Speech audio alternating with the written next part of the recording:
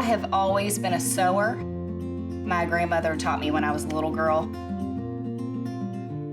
She taught me everything I know. I'm Abby Malone, and business lives here. I started multiple monograms when I was on bed rest with my twins.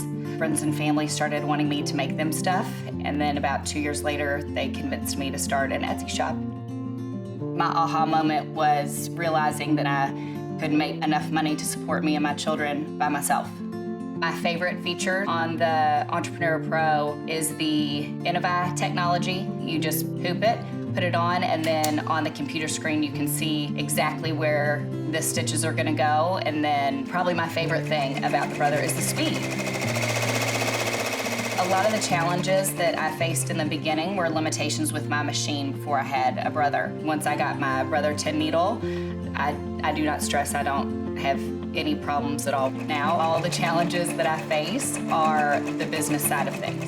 I'm very proud of being a business owner. I think mostly because I've done it on my own. The most rewarding thing for me in owning my own business is being able to spend time with my kids and not have to ever miss anything with my children. I just want to keep being able to provide financially for my family and continue to have a creative outlet.